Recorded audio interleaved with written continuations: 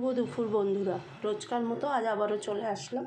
তো চলো দেখো আজকে আমি কী রান্না করেছি দেখাই। এখনও আমার রান্না সবটা সম্পূর্ণ হয়নি, এখনও কড়াইতে রয়েছে।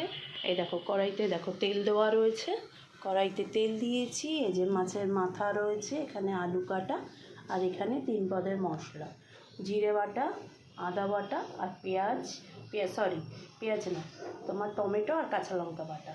তো এটা এখনও রান্না করা বাকি আছে। মাছের মাথার একটা তরকারি করব। তো তেলটা গরম হচ্ছে, হোক, চলো তোমাদেরকে দেখিয়ে নিই। কি গরম পড়েছে বলো। গরমের মধ্যে রান্না খাওয়া তো বন্ধ করলে হবে না, রান্না খাওয়া তো করতেই হবে।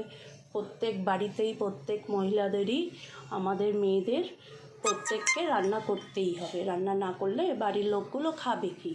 তো সেহেতু তো আমরা রান্না করবই। তো দেখো কি রান্না করেছি সেটাই দেখাই, চলো দেখো। সাদা ভাত করেছি, ধোয়া উঠছে একদম। দেখো আমের চাটনি হয়নি, এটা মানে একটু সিদ্ধ করে ভাপ দিয়ে রেখে দিয়েছি, করব।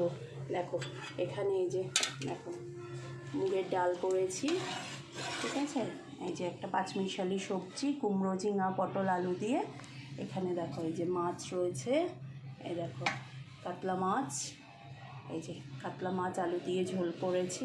এখানে আলু পটলের তরকারি, আর এটা কালকের একটু মাছ ছিল 2 পিস, এটা রয়েছে। এখানে মাছ ভাজা, আর এদিকে এই দেখো, এদিকে দেখাই, এই যে এদিকে আছে আলু ভাজা, ঠিক আছে। তো আজকের আমার লাঞ্চের মেনুতে এটাই রয়েছে। তো এটাই আমরা খাবো। তাহলে যদি তোমাদের ভালো লাগে তাহলে একটু লাইক কমেন্ট করো। পরের আবার একটা নতুন ব্লগ নিয়ে আসবো, ঠিক আছে। এখন তাহলে আসি, টাটা।